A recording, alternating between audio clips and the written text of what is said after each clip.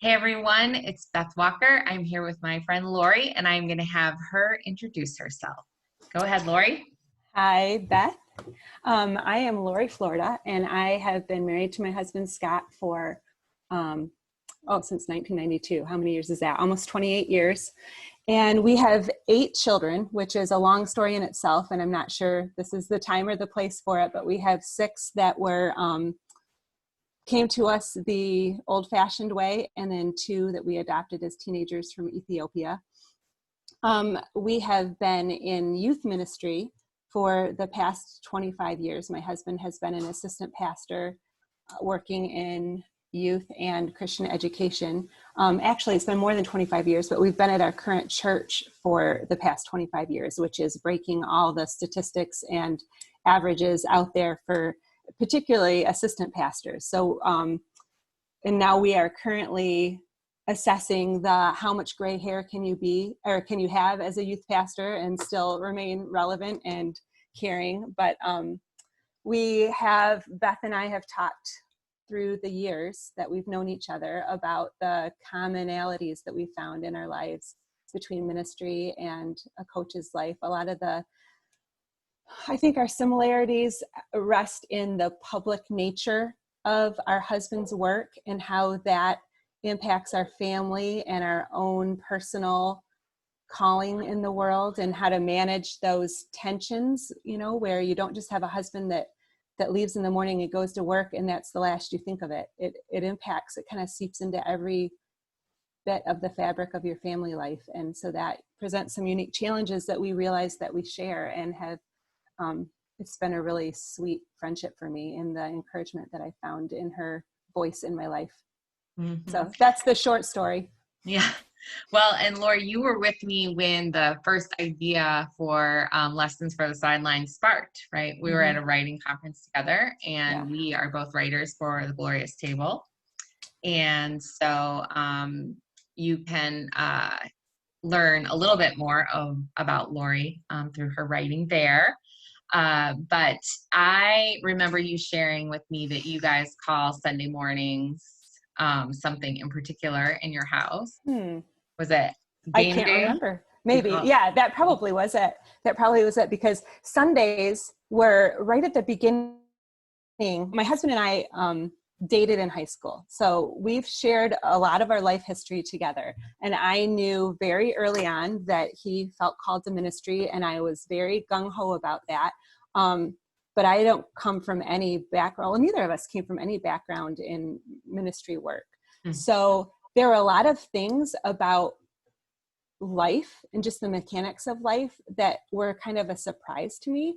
And one of them was when we had children, realizing that Sundays are not a family day for the pastor's family, like it always was in my family growing up. Like that was the day I had some of the most access to my dad. That was one of the days where we spent the most time together as a family unit in relaxed settings, and it was a very precious memory for me growing up. And it took me a long time of feeling really crunchy on Sundays before I connected the dots to realize what I was mourning. I just felt angry at Scott all day. I expected him to be able to be working because it's a work day for him, totally a work day. And I expected him to also be able to be Sabbathing with us. And it wasn't until we really put some creative solutions to that idea. And honestly, I mourned that, realizing that I really had to give that idea up and find those moments somewhere else before I could enjoy Sundays. Because Sundays, I feel like a single mom a lot of times, and I needed to get over that and be willing to sacrifice that in order to find some joy and a path forward that I could be happy about. So yeah, game days for sure. There were plenty, I had to give into the fact that us driving to church in the same car and driving home in the same car as a family was just a stressful pipe dream. And once I gave that up and drove separately, he's got the freedom to get up, go in super early, and then have his head in the game, because that's what he needed to do. He didn't need to be thinking, did so-and-so get picked up from the nursery? While he's got a line of 4 people needing to talk to him about things that they're only available that day to talk to him. And I don't want to be an extra pressure to him, but I also needed to find a way to express my needs and get those met. And we came up with some creative solutions to free him on Sundays and free my expectations of what Sundays needed to look like, but not abandon the things that I needed. We just needed to find them on a different day. And we did find some ways to make Sundays feel better to me too, but they didn't have to be an all or nothing proposition, you know? I have great fond memories of my Sundays in childhood growing up, but they're not the Sundays that my kids got. And that's okay, because they got other things that I'm willing to trade for. Yeah. But a lot of that's, I think, in the realization. Yeah. Well, you just described game day for every coaching family. Yeah, I'm sure.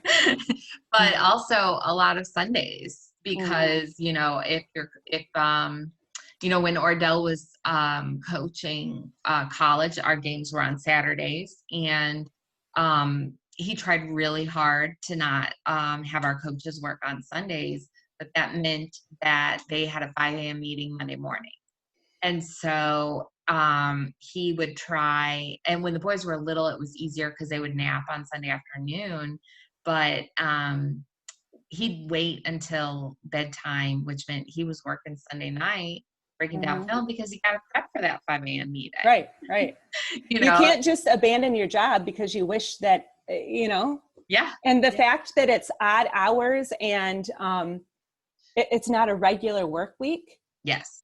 Can really get us crunched up if we don't learn to train ourselves to see the gifts in that. You know, my husband's work is way more flexible than the average person. There are black and white times that are non-negotiable, but there's big areas of his week that are super flexible. He picked up my daughter from school today at 11:15 because he could plan his day around that. And he's coached middle school basketball, girls basketball. This is quite the coaching hobby, middle school girls basketball, but he's done that for years, and it requires 3:30 to 5 o'clock practices. And that's the flexibility of his life. That is a huge gift to our family that my dad didn't have, you know, because he worked a corporate job. And so if I'm going to feel like I'm going to get crunched up about the things I'm missing from how I grew up, I also have to see the other side of the coin and be really appreciative and feel the blessings of the things that we do have. But it just took me a long time to give up that idea that I could have both. Yeah. You know? Yeah. That's not good for anybody. Right. Yeah. And I think that's, you know, that's what social media tells us, right? You can have it all if you just work hard enough. Right. And you just can't, you know, there's always going to be a compromise. Right. That's a great recipe for burnout and never being content. Exactly. And I know because I tried. Exactly.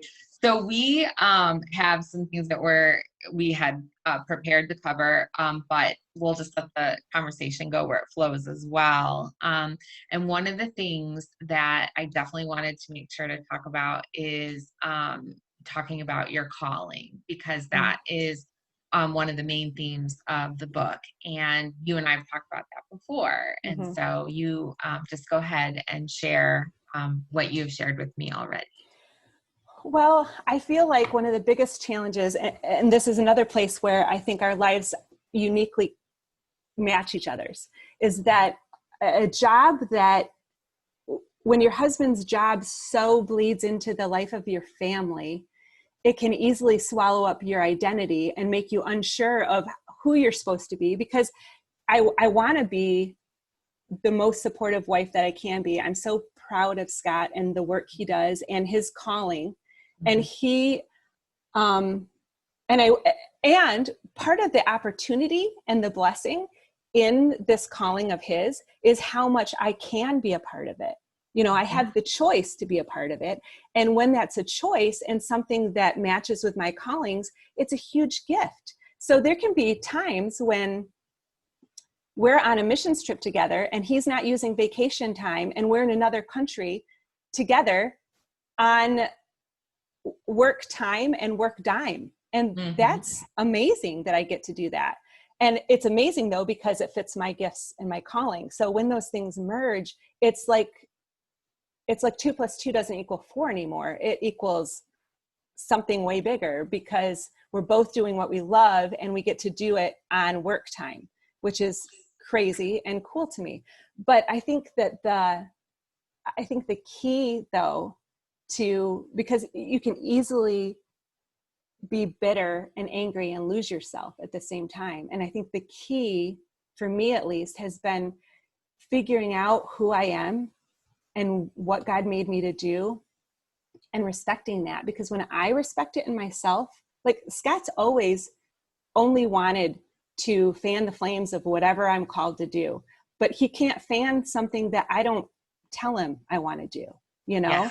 or figure out that I want to do. And he can't create space for those things and be on the same team with me if all I'm doing is saying, I need more me time to do something I haven't figured out yet. You know what I mean? Like he's willing. And the other thing is, if I don't know myself well enough to respect my calling and even just my desires, I can't expect anyone else on the outside to respect them.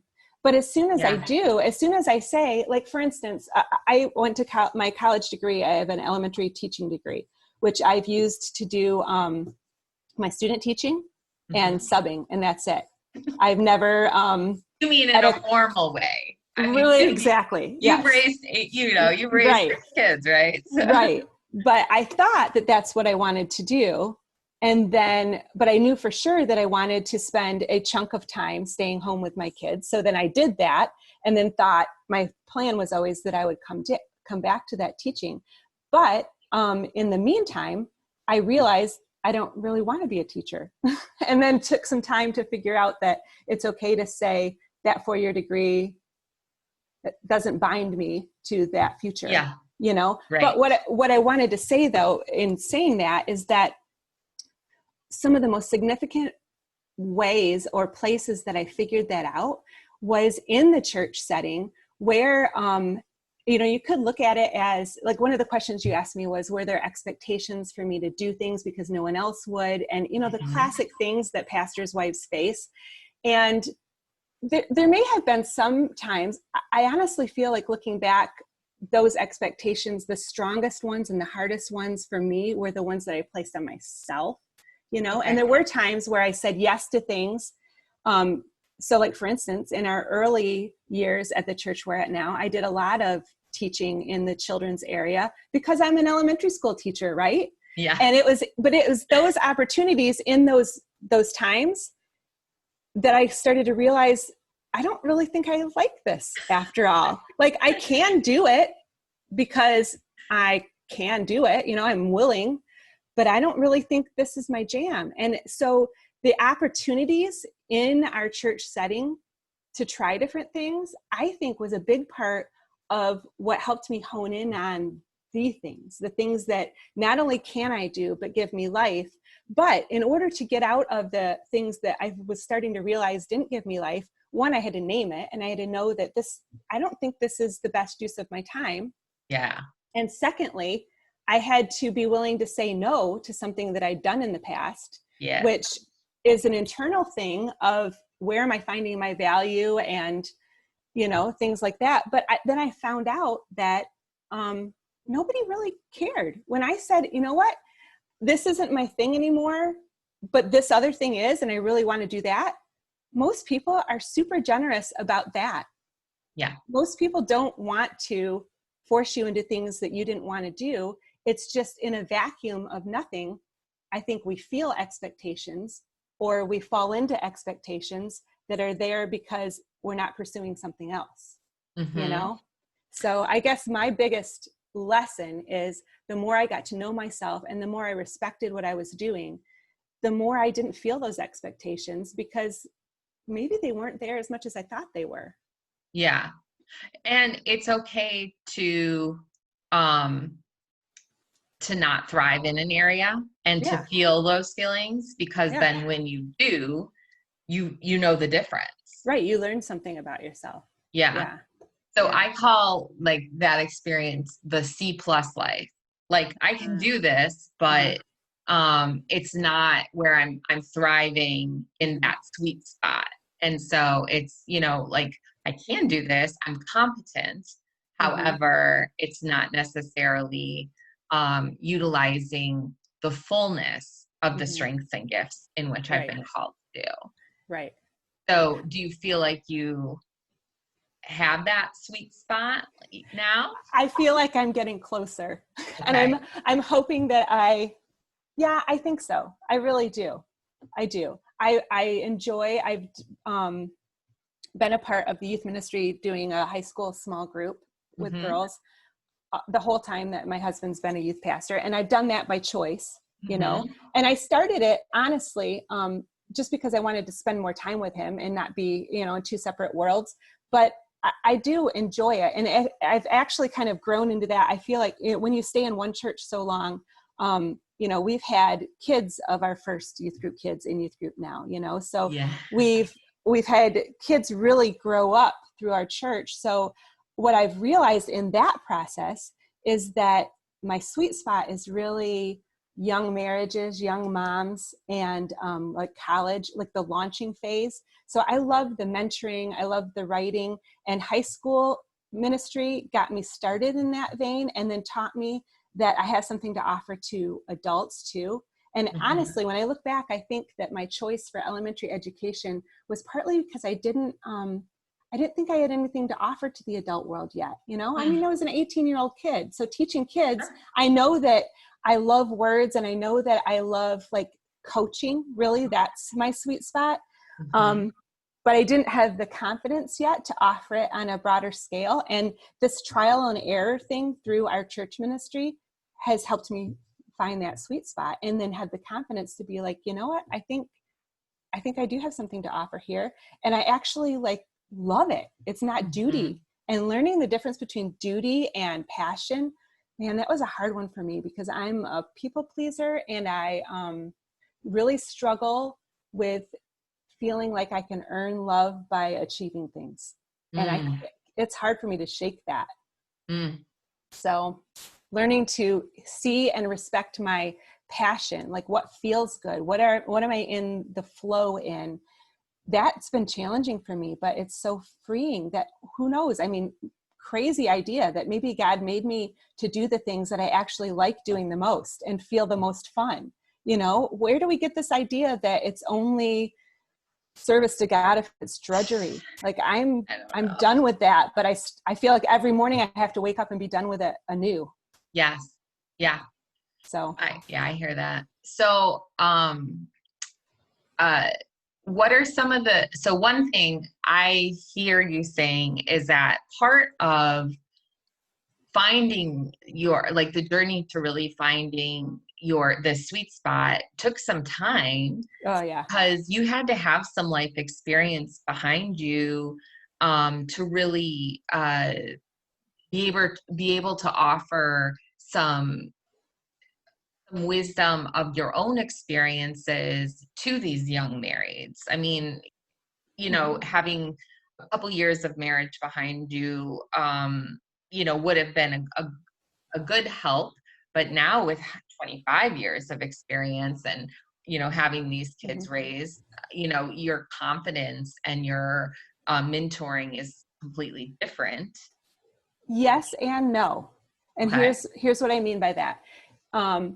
Looking back, and this is advice that I've been giving to some of my young marrieds and my own daughters that are in the young adult phase, is that you have more to offer than you think you do, even without life experience. There's truth that's worth offering, and there's people that are willing to listen, and the confidence to just throw it out there and trust God to do what he's going to do with it and not think that you're you need to have it all together before you offer something. I tell my kids all the time, or one of my favorite things to talk about is the loaves and fishes. That little boy that offered his lunch to Jesus, if he hadn't offered something that was woefully inadequate, the miracle wouldn't have happened, and just having that lunch in his bag and not offering it didn't prompt the miracle. It was offering something that looked ridiculous. And that's the lesson that I'm learning. I wish I don't know. I was going to say, I wish I would have learned this earlier, but this was my journey, right? This was my journey Absolutely. to get to know myself and to trust God with who he made me to be. And I'm Yeah. okay with that. I just, I'm Yeah, okay with no, that. I agree with you. So that's one of the things in the uh, understanding your calling 7-step actionable plan I write about is taking the Mm, next, just taking the next brave step.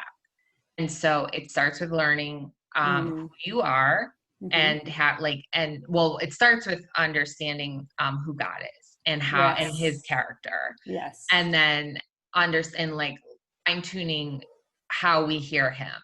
And Mm, then it moves into learning who we are and like how he's created us.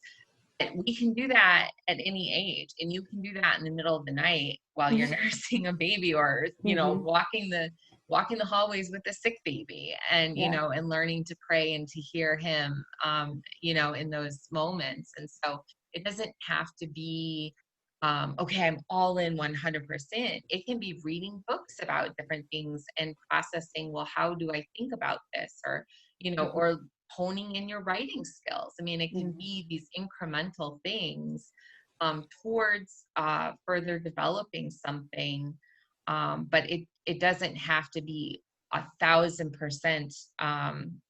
That I can focus on this. It's Yes. whatever I can offer is Yeah.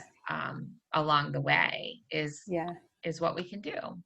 Yeah, I feel like I was working at the writing life for on and off for a lot of years. And Yeah. we had our first two kids were 16 months apart, and then which was really, really hard. Yeah. And we always 20 months. joked, oh Yeah. yeah. So, we joked, we've got the double stroller and two cribs. Maybe we should just have twins next. And then we did. And it wasn't a joke. So that was when I was so overwhelmed in my life. They were 5, 4, and then newborn twins. And I really virtually took a year off of everything other than being a mom because I wanted so desperately to enjoy my life and not just wish it away. And that I look back on that year as being just some of the most precious memories. I didn't go to youth group. I didn't do anything but maybe show up to Sunday morning church if everyone was dressed and not poopy at the same time. I completely opted out of anything but being happy about what I had to do. And I was nervous about that because of expectations that I imported on myself. And it turned out that nobody cared. In fact, there were some youth group mothers that sent me really nice messages saying, thank you for modeling this to my daughter. Even though you're not there, she knows what you're doing. But that's a complete side thing to what I was wanting to say, was that I kept feeling like I'm a 3 on the Enneagram. So I have this pressure that I put myself under all the time to achieve.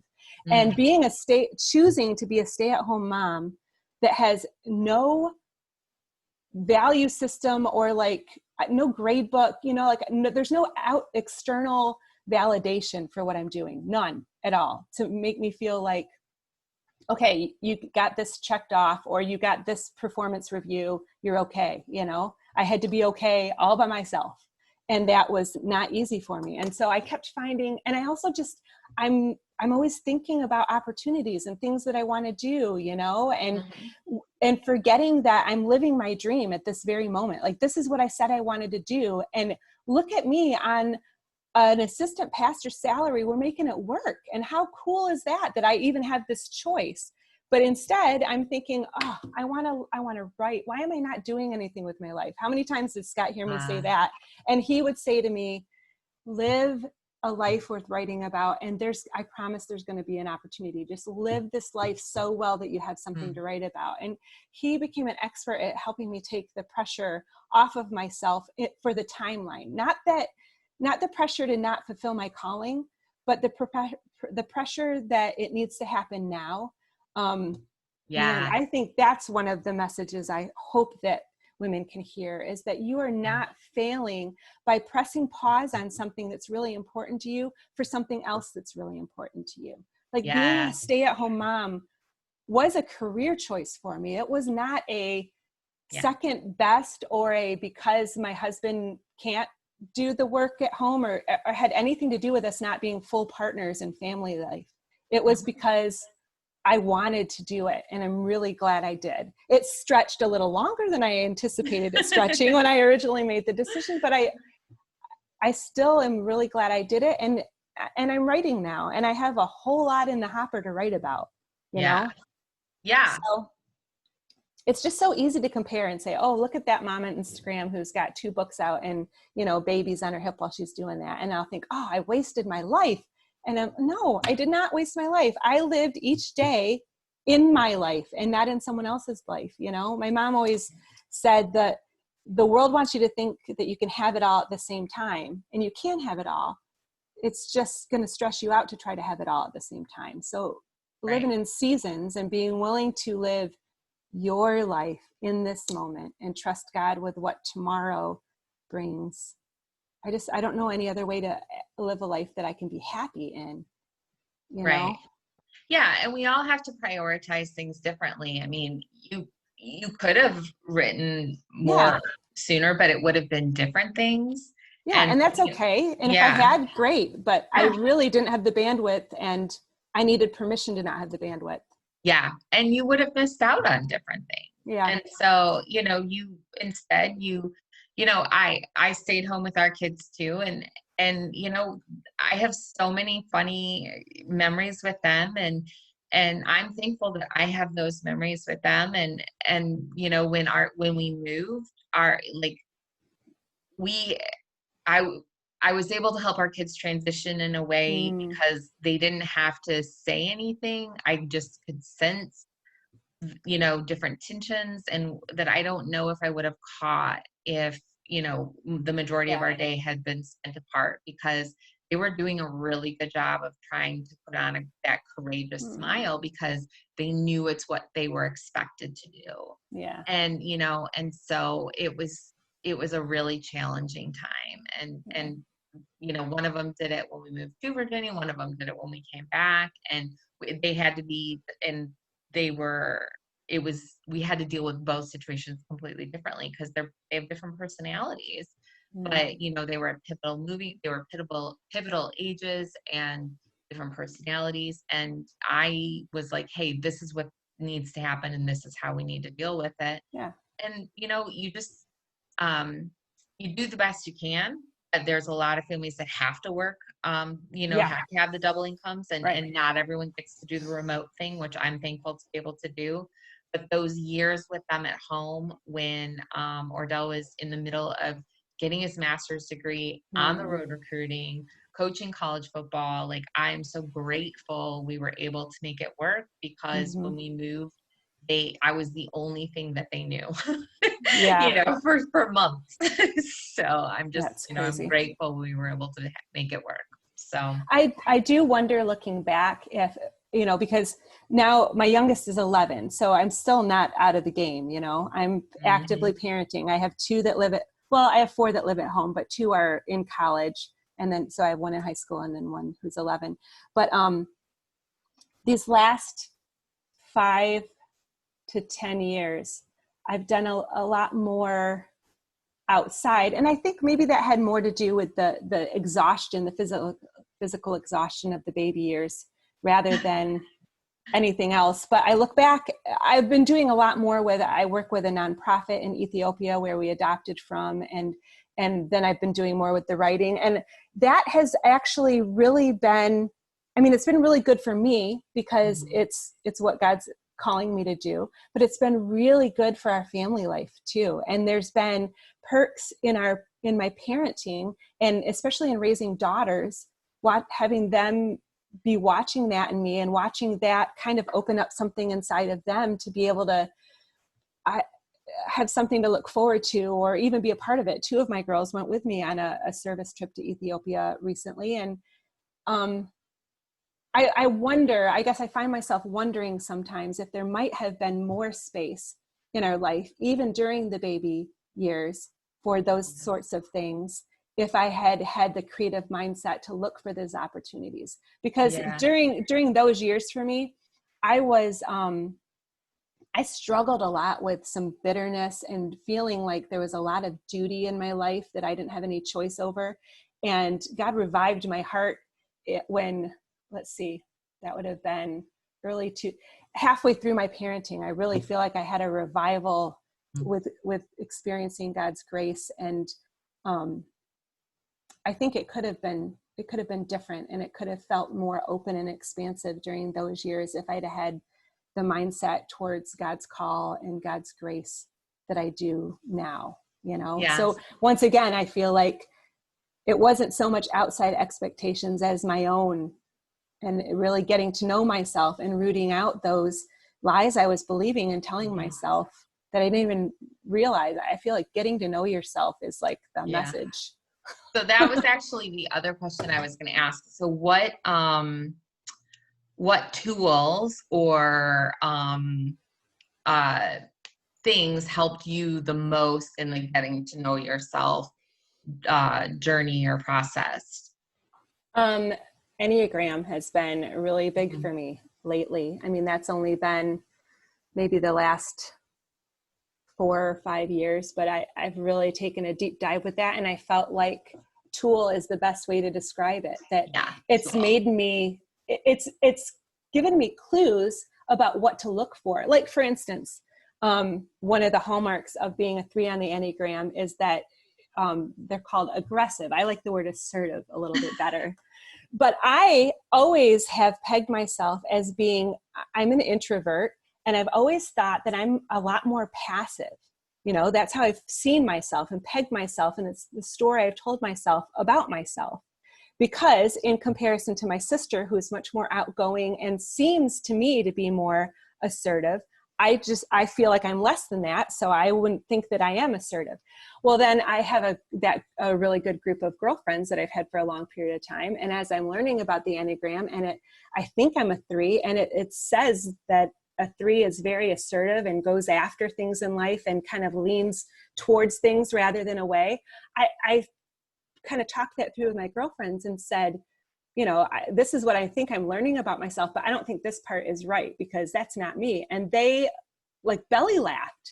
It's so obvious to them. They're like, Lori, where have you been your whole life? This is exactly who you are. And so then that was a clue to me to be watching, like to be one of my favorite teachers says, to be a compassionate, curious observer of your own life. And it helped me see myself in ways I couldn't see myself. And so being like, I wonder if that's true. Well, the light bulb's going on for me every day now, and seeing ways that it is true, and ways that one of the teachers that I like a lot says, use the example of a 3 or any of the aggressive numbers or personality types are like a boat going through the water, and they have a wake behind them, and they have no idea that they're causing a wake.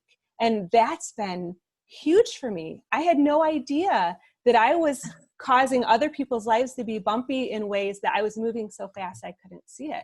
So the Enneagram has been a big tool for me in being able to see myself and notice things that I had vague gut feelings about, but now I can label them. And once I can label them and say what they are, I can actually choose them. I feel like bringing things out into the light is half the battle. Like once I can see it and I know it's true about me, now I at least have a chance at tempering those things or using them to my advantage, because it's a gift. It's not necessarily only negative, but I certainly want to be able to see my blind spots. And that's always been one of the biggest fears in my life, is that I can't see my blind spots, And so what am I doing out there in the world that everyone but me knows, and I'm being an idiot and can't see it, So I feel like that's been a big tool for me. That's the thing I value about the Enneagram more than any of those other assessment tools as well, is that it identifies the spaces where you're unhealthy, to use their terminology, just as much as when you're healthy. And so, to be able to say, oh, when I'm not at my best, this is how I respond to people, or I react internally, or I think through things. And this is how I'm going to approach a situation, is is very eye-opening, because It's then, horrifying first. well, fair enough. But you can almost stop yourself and Mhm. say, oh, this isn't about that other person, or this Right. isn't about the situation. This is Right. about me not having a good night's sleep, or like not doing my devotions this morning. And I need to double check myself here. Yeah. And, when we have the maturity to be able to say, I need to be more self-aware and not take this out on other people, we can have an appropriate conversation, even if the other person is like, I don't like the way you told me the truth. It doesn't matter, Mhm. because we know that we've done the work to say, no, I'm good here, because I did a gut check, and Right. I know that what I'm doing is okay. Mhm. Whereas, for me, especially, like when it comes being an 8, like where it comes to like anything where I'm like, oh, you've attacked my people, and now I just want a mama bear all over you. If I can gut check and say, no, you're being harmful, Mhm. and this is a pattern, and so now we need to have a conversation about this. There still needs to be a boundary around that. And Yeah. so, you know Yeah. it's important to know ourselves in positive and the negative. And I think a Yeah. lot of those tests say, here's where you're amazing. And they don't really give you the balance. Right. So, And they don't give you a tool to move forward. And that's what, yeah. where can I grow and how can I grow? Because you have these vague senses that this area of my life isn't quite working, but I don't know why. And so I don't know what to do about it, Yes. but you, the Enneagram has been the thing that's the most given me clues about those things, Right. and been able to label them and talk to people about them. That's another tool that's been really important for me, is real relationships, Yes. good Yeah. girlfriends, talking things through with my mom. Yes. Yeah. I think it's a challenge to be who you are in real time with people, but it's one of the biggest tools for self-knowledge and for growth and for those gut checks and for, I think, just not feeling alone in the world. It's hard to hate people up close. Yeah. It's hard to, I think that's one of the big issues that's happening right now in our world, is that real time around the table conversations with real people would not have created the environment in our society that we're facing right now, and I just Yeah. keep thinking that we need to have each issue and each situation needs to have a real person with a name and a face and a life story that you have a relationship with before you have an opinion, and that's another important tool I feel like that God has used, that idea that I need to know real people. I need Yes. to have relationships, because that's where I get sharpened. That's where I get challenged. And that's where I get, I don't know, a little tempering that happens, Yeah. Yeah. So that's another tool. And worship music is a really important piece to For grounding. Yeah. Keeping me from despair or a proud heart. Yeah. Oh, yeah. The one answer that answers everything is God is really big and I'm not him. And if I can keep that one in front of my mind, I do less swinging from one side of the pendulum to the other in my emotional world. And that means I can move in the direction of my calling with less turbulence. Yes. So in leadership, I'm going to shift this a little bit here. We Okay. talked about this a little bit, but I want to remember how I said this. So one of the things right now that leaders are facing is this tension, this glass house criticism that is always present in whether it's I didn't like the sermon that was preached, or why is the church doing it this way, or that was a terrible call that was that was made, the Monday morning quarterback kind of attitude, or, whatever it is, like why are you spending your money this way as ministry? That's a great one. Oh, yeah, I can't, I feel really bad when, a ministry family is gifted, a vacation, and then they are judged for going. And it's like, well, they deserve to rest as well. And, so but and then even from the military side, I think, there can be, if you're in the military, then you must have this political view, or and there can be this tension of like not being able to say something, or and there's these things that can be applied to you because you have a title, or because your husband has a title.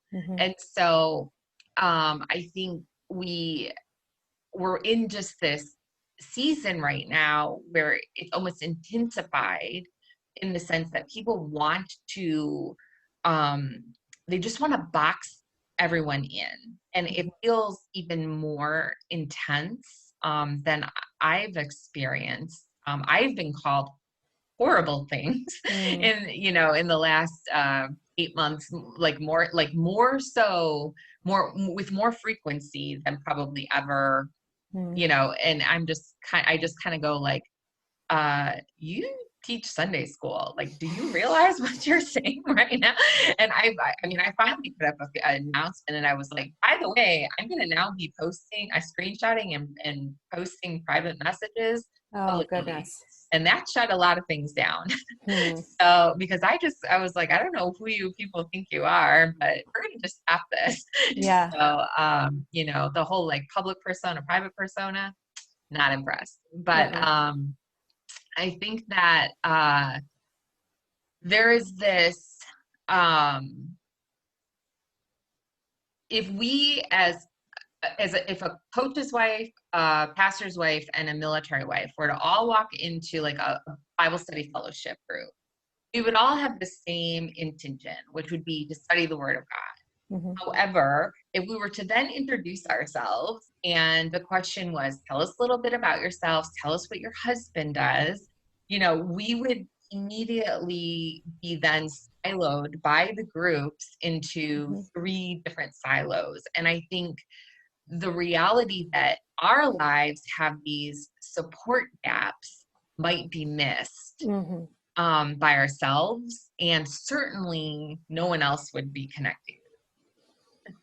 And so in this time where like people want to silo everyone, you and I have both acknowledged there is a lot of overlap for ministry, especially when you're coaching with the desire to train up leaders, and to use the values of Christ, like serving, servant leadership, and serving your team with a servant's heart, in those background principles.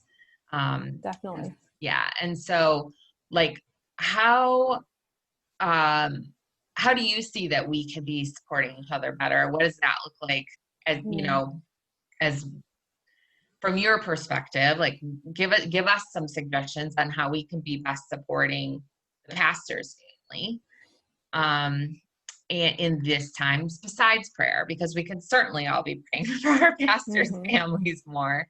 And also, what has been most difficult for you right now? If you want to share that. I mean, I think, we empathize better when we hear directly, like, what is going on. Yeah. Well, it has been a difficult year, honestly. And the leadership piece of it has been a unique challenge that I didn't see coming, and so that it's almost like I feel like I'll start to feel some vague angst, and it takes a while of just feeling crunchy before I realize that something's going on that I can name. And our experience in ministry has been, I think, unusual in that we have not felt huge pressure from that glass house idea. I think we've been really insulated from that for the most part. I won't say at all, because it's happened. Honestly, it's happened mostly for Scott, and the rest of us have been able to be separate from that. And I've just felt the, ancillary stress of, I want to fight for him because I love him and I hate when he's misread by other people. But recently I felt it more, this current climate with the COVID and with race relations and all the divisions. I feel exhausted by the division that I'm seeing. And I feel sad about it because I'm seeing things I didn't expect to see in people that I love very dearly, and I don't want to deal with it. But I'm also realizing that it's not that things have suddenly changed. I think it's Elizabeth Elliot that has a quote about when your glass is shaken, something new doesn't come out. What spills over the edge is what was always in there. It's just that when it's shaken, when stress happens, everybody can see what was in the cup, And I think that's what's happening right now, is that all of us, and I have to include myself in this, have more bitter juice, I think, in our cup than we thought we did. And it's showing because we're all stressed out, Yeah. So I don't think things are necessarily suddenly different. I think maybe we're just seeing things, the thin layer that was hiding things has been ripped off, and maybe we're seeing that we have more work to do than we thought we did, and we're not diluted anymore. And I think it's okay to mourn that, Yeah. and to feel sad for a while, and then also to not be willing to give up those relationships because they matter. And the same thing's true again. Real faces, real people that I care about that are on the opposite side of an issue than me, forces me to think and to care differently, because it's not just an issue, it's a person, and I learned this with our work that we're doing in Ethiopia with our adoption, where there's poverty isn't poverty to me anymore. It's Tigist and Bizayu. It's people that I know and that I love. And then suddenly everything gets way more complicated in some ways, but it also gets way more simple, because what I know is that I'm committed to Tigist, right? And so the complication can't scare me away. I don't have that option because she's a person who I love and care about. So I've got to walk through this gray area. And incidentally, that gray area of uncertainty is what sharpens me. It's what causes me to become a person of the character that I wanted to be anyways, but it's exhausting and it's scary. And so without a real person with a real face, I don't know that we have the guts to walk through those things. All we have the guts to do is have armchair opinions and be that Monday morning quarterback. So I guess I am exhausted and I'm feeling more sadness, but I don't know that that's bad if I can get up every day and remember that God's on his throne, because, Rome wasn't a great place for the early Christians. Right. And God didn't rescue them from their circumstances. In fact, that's what they thought Jesus was there for. And they were totally discouraged by the fact that he didn't change the circumstances. He just came to be with them in it, and I don't want to miss my good friend yesterday challenged me with this. I don't want to miss Jesus in the form that he's showing up here because I'm disappointed in the circumstances that he's allowing. I don't think he's stressed out at all. Right. I don't think this is new. I don't think the world's like suddenly, in my lifetime, the world's the most crazy it's ever been, but I don't think that's true for God.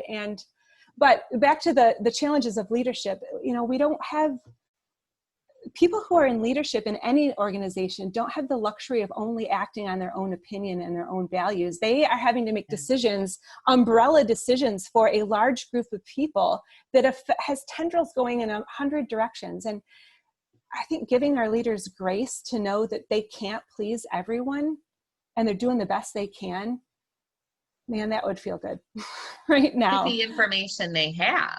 Well, yeah, too. And everything's changing. So in real time, like today, we have to do the best we can for a wildly diverse group of people whom we represent, knowing that it's not going to be 100% for anybody. And also if people can give the grace to know that that leader who's making that decision probably isn't 100% happy with it themselves. They're having to concede things that they wish would be different or would be more comfortable for them. And at the same time, they're trying to be the bridge that can reach across and like keep us unified like family and keep us growing together. And I don't envy anyone in leadership right now, because there's also this insane, I think, desire or requirement that the society is putting on every leader to have a strong black and white public stance on everything right now. And how can we do that? How can we authentically do that as people, you know? Well, and I don't think I don't know in scripture, there are some things that we're supposed to have a black and white stance on, but there feels to me like there's a lot of circumstantial situations where it's like, love your neighbor. Well, that's gonna, that's a pretty thing that's going to change depending on where you live in the world. And, and how you love your neighbor is going to depend on what their need is. Right. There's no this is the rule, Right. And not only that, but each one of us, like when you talk about passion and calling, each one of us has a different one. And so I cannot be authentically championing every cause that I have an opinion about, nor should I be. And if the expectation is that if I'm not championing every cause, that means I'm somehow against those causes, that's not fair either. And we all are being called to be more gracious people and more, we have to have conversations, but we have to have them with grace, or what are we left with? You're right. Because those things, those black and white things, they'll boil it down like, okay, there's a million things I don't know right now, but there are a few really key things I do know. I do know I'm supposed to be loving God. I do know I'm supposed to be loving people. I do know that if I can't do any of these other things that seem important to me with those two intact, then I better shut up for a while till I figure it out, Right. And I'm supposed to be going and making disciples. Right. Well, how do you do that if you're not rooted in the word? Yeah. Yeah. It's challenging, but I'm hopeful that it's good challenge. It's shaking us up so we can see more clearly and we can make more informed decisions about who we want to be and how we want to love. And if we do it right, we're going to come out sharper on the other end. So I think our goal right now, our call is to not despair and to just believe that God is on his throne and he's doing something good. He's good. He said he's good. He said he's crazy about us and he's always working on our behalf for our good. And he's powerful. If he's got the power of breathing out creation and raising Jesus from the dead at his disposal, and he's saying that he's using that on our behalf all the time, I think we're going to be okay. It's just our task is every day to remember that and not despair and to love people within that. Because if that's true, I have a lot of space to love people who are hurting me, quite honestly. Yeah. And who I don't agree with 100%. Yeah. I often say if I had to only be around people who I agreed with 100%, I would be very lonely. Very lonely. So, there has to be space for, just being even aligned with people and saying, here's where we agree. And, so let's champion these few things that we agree on. Yeah, let's major on that. And then I think another thing that's been really helping me is a posture of curiosity rather than judgment. That's where I think I'm landing with this fear that I have of that I have blind spots that I can't see is, well, then let's be curious. There's something to be learned from everybody. If we can let our defenses down enough to not feel threatened and then be curious, and once again, for me, that's so much easier for me when I'm in dialogue with people that I know in real time, you know? Yeah. So, And that you trust, yeah. know your heart, or or want to get to know your heart. Yeah. And they don't have an ulterior motive. Yeah. But, you know, and let me say, the other side is, it is okay to batten down the hatches a little bit, you know, and to cocoon when appropriate, because we are not people of unlimited resources. And when life is emotionally draining, I think it's okay to, well, it's vital to dial back to our priorities and be like, you know what? These 3 things I have to have emotional energy for in my life right now. So I'm going to start there. And if there's anything left for worldwide issues, great. If not, then I'm going to bed, you know? Right. Yeah, no, I totally agree. I mean, there's been, it's been an exhausting. It's okay to be exhausted. Yeah, it's been a long year. Yeah. So how, so there's these overlaps where, you know, our husbands aren't working the 9 to 5. And there may not always be the expectation, but we are doing part of the year more, you know, I think the calendar year can be a little bit more intense in certain like for you, like more the holidays, right, where it's like, oh, there's like, you know, going to be these extra services, or or summer youth group, we take trips and load things down in the summer. And because the kids are out of school, so you're doing more with them. So, and for us, at the college level, it was like, sweet, this like July, we don't have to see anyone. But now it's spring, and because Illinois doesn't have a spring ball, and so we get a kind of a lighter load in the spring, which is nice.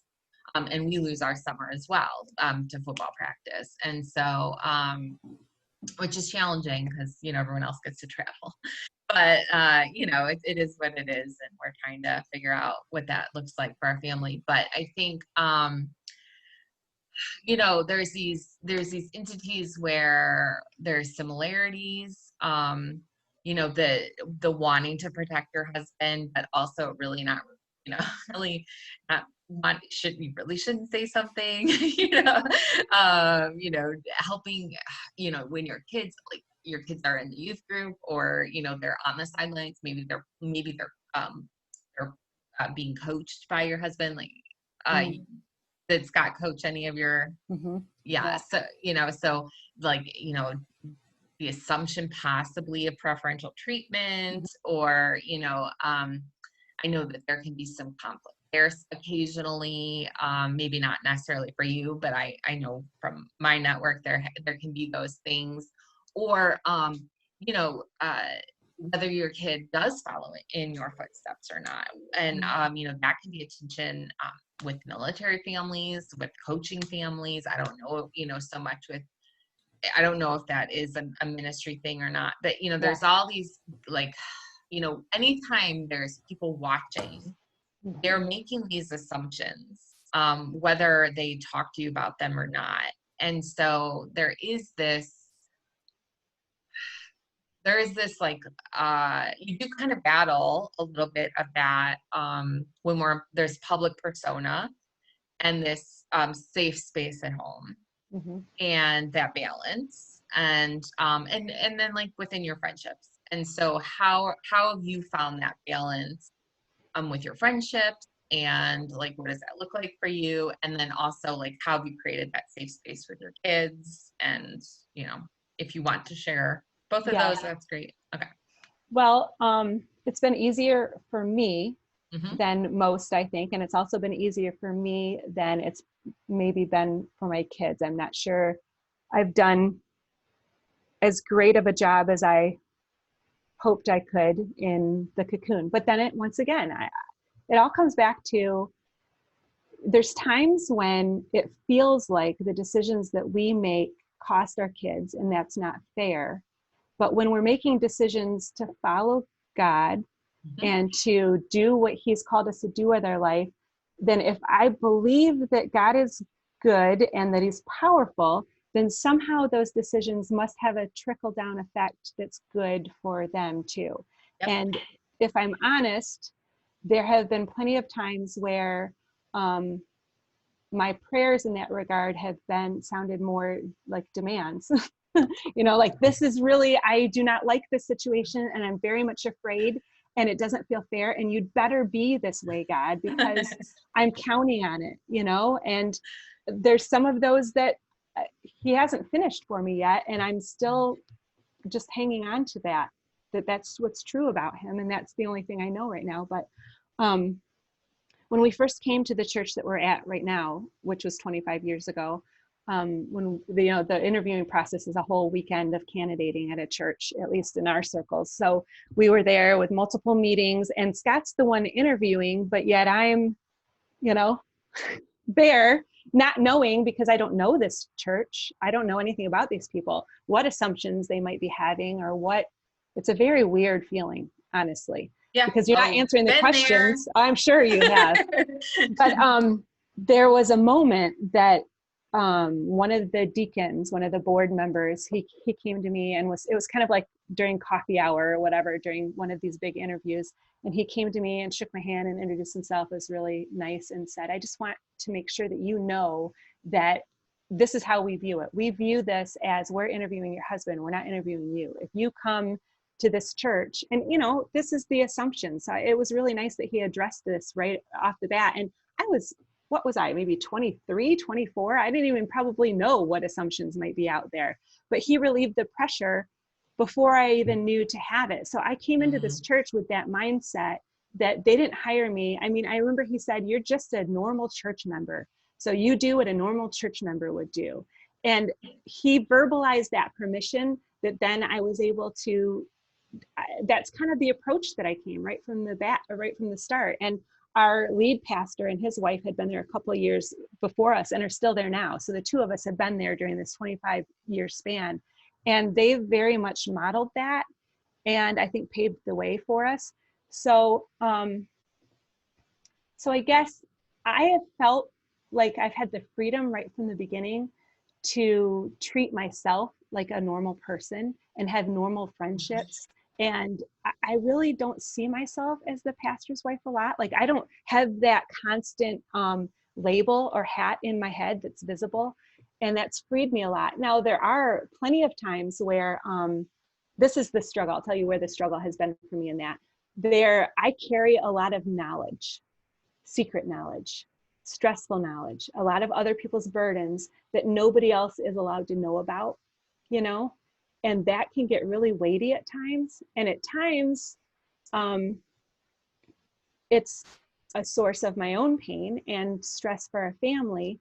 And I need someone to talk to about that. And I've kind of just decided that, well, some of my closest girlfriends them and their husbands are part of our leadership team. So permission to be, forthright about some of those things with them. But then also just my mom and my sister. I've just decided that there has to be places I don't have a filter, and it's not gossip, and it's just me getting support. And so my husband and I have kind of agreed that those are my safe spots. And I've told them, I need you to be dependable or else I will die, Yeah. So that's worked pretty well for me so far. I tend to not talk as much as I should sometimes, and I have those people needing to draw things out of me. I have really good girlfriends that notice when I go silent and poke at me, Yeah. And they've just given me permission. They've never seen me as the pastor's wife, I don't feel like. And I don't know how usual that is. And I don't know how much of that is prompted because I didn't see myself that way. And so I just behaved like a normal person, and how much of that is because they're just good girlfriends. But yeah, I was struggling. Probably drawn to them because of how they treated you. Maybe that's it. They treated me like a normal person. So, but then there have been times, with our family, like I told you this before, I feel like one of the jobs, there are drawbacks to public life. Ministry life is one of every job. And this is another thing Yeah. that I think is important, is to realize it's not just us. These are my unique challenges, but everybody has them. And to think I'm the only one is only going to isolate me more and, fan the woe is me feelings that I'm having. But there are unique challenges to our life. And I know that there's ways that my kids have to bear weight of that public life, or the weird hours, or, like you said, not being able to travel as much in the summer. Although this summer we didn't have any youth group trips. So we did all kinds of family trips because we had this brief window of opportunity. But I feel like my job is to point out, to be able to recognize and then say out loud to my kids, look, we're doing this right now because your dad's a youth pastor. Aren't you glad he's a youth pastor? Because this perk we wouldn't have. Like, I didn't grow up with this perk. My dad worked for GM and we had other perks, but we didn't have this perk. And isn't it cool that we get to go on this missions trips together? All of us here on this missions trip. And I don't know, isn't it cool that this person, this kind of famous person in our circles, knows your name? It's because your dad's the one that hired him to speak, and he knows your name because your dad's doing this job. And I feel like if we're willing to see, there's way more blessings than there are weights. Yes. And it's my job to teach my kids to see those blessings, and if I can, fan the flames of them so that those are the feelings. Because the biggest fear, you hear all the statistics about, pastors' kids being the casualty of the ministry. And we don't have control over that because our kids are individuals who get to make their own decisions, and the Holy Spirit speaks to them independent of us, which is better for us in the long run. Yes.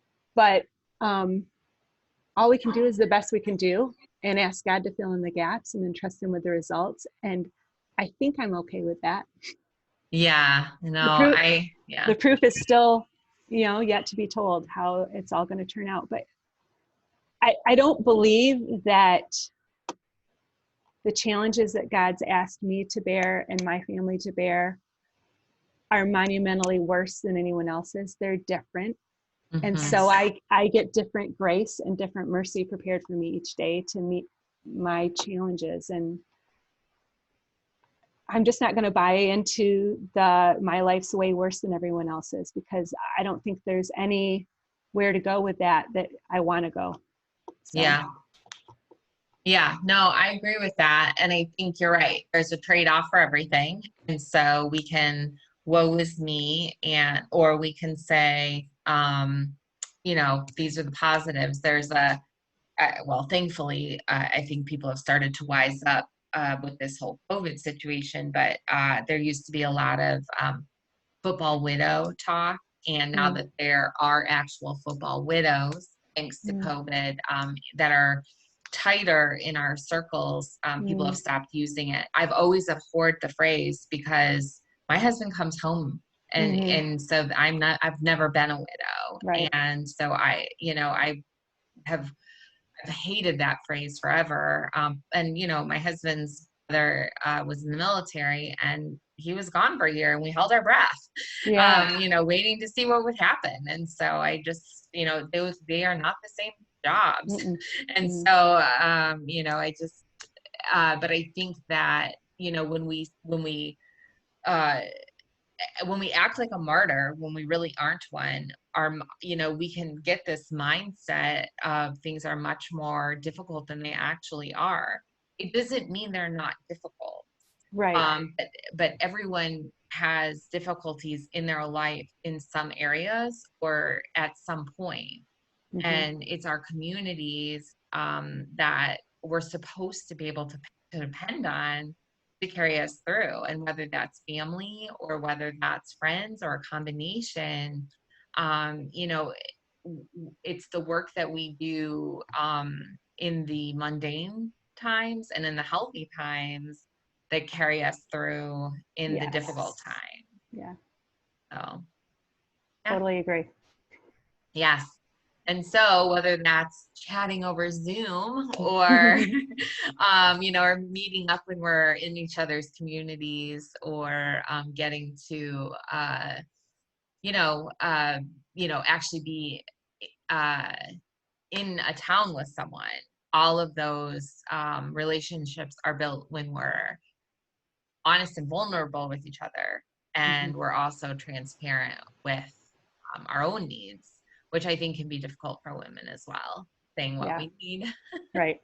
So I'm going to look really quick. Was there anything that I had on my list here? Oh, okay. So,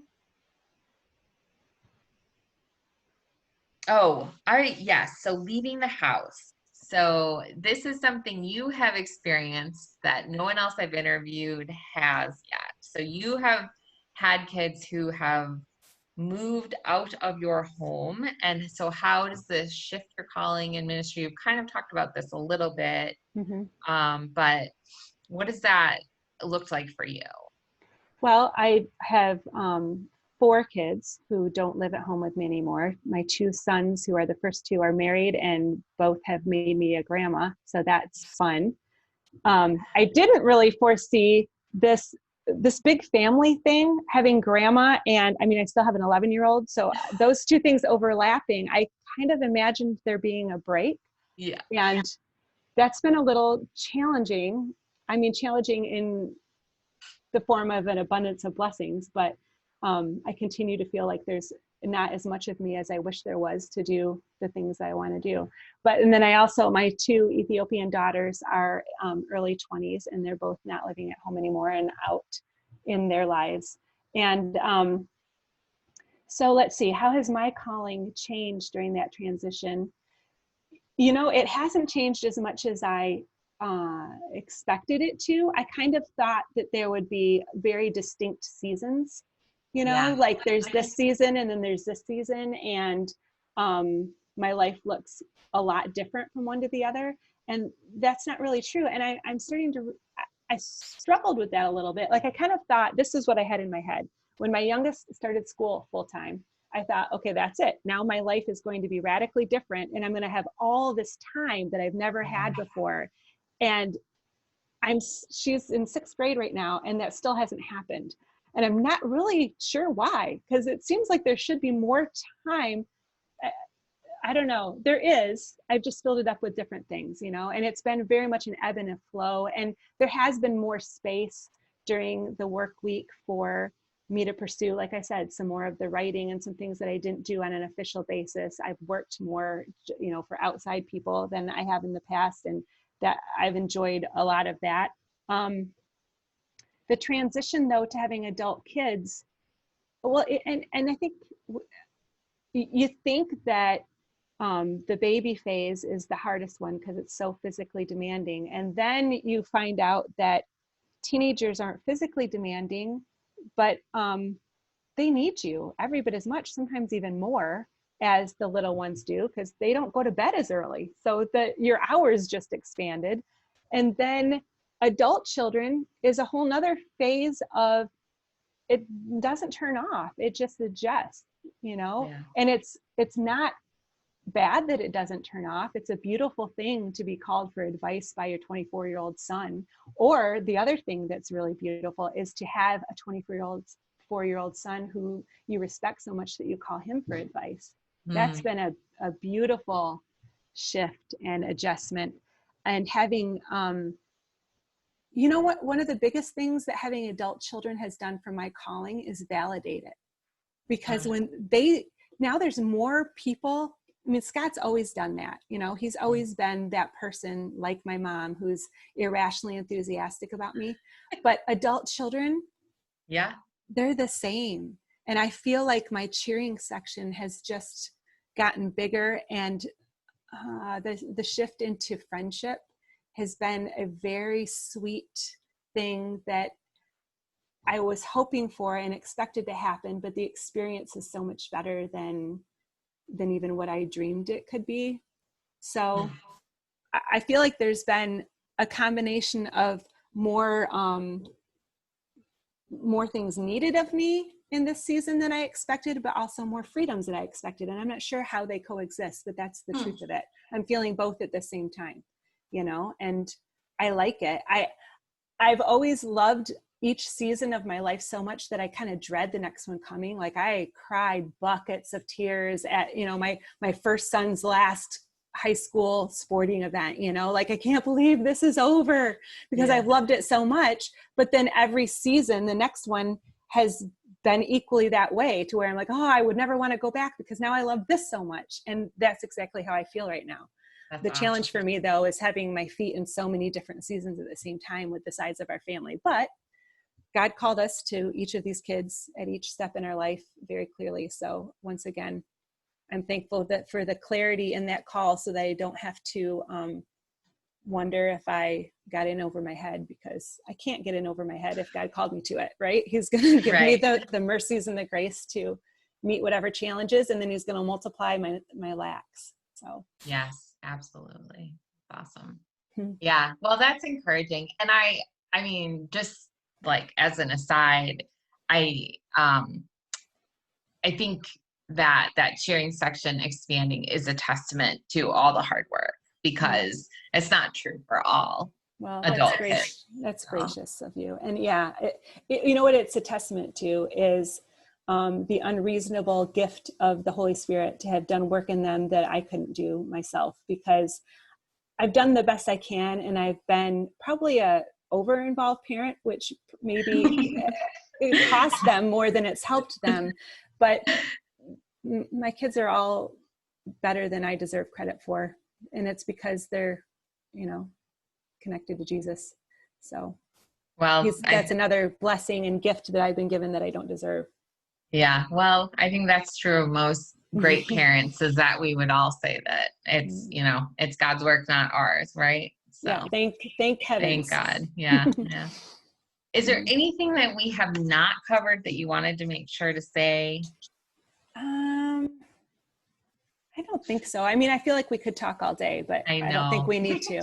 I know. Well, I am so grateful for your time, Lori. I always learn so much from our time together and from reading your posts. And I wanted to also say that the socks that you mailed me, I ran out and got myself another pair because they are so amazing. So Good. I really, you definitely knew the perfect things to send me. So I really appreciate your thoughtfulness. Well, thank you for doing the hard work of writing your book.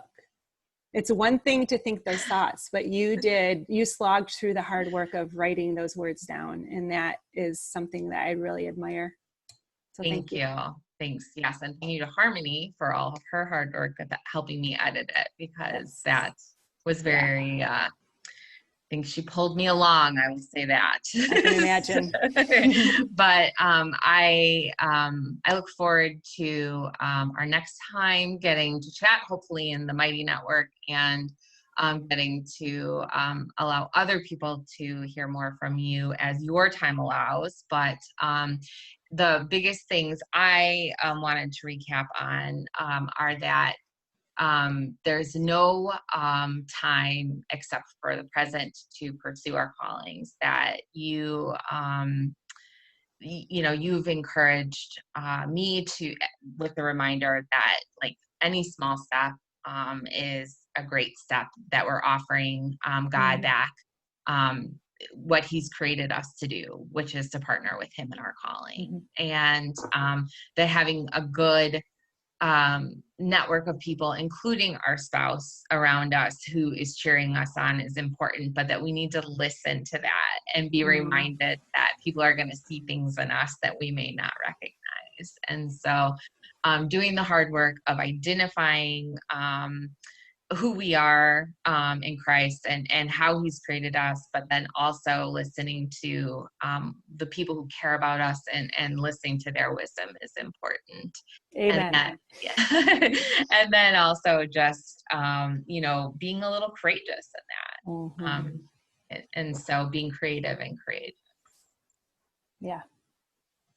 Thank you so much, Lori. You're welcome. This has just been encouraging to me, and I know it will be to other people. Well, thank you. Love you, friend. Love you too.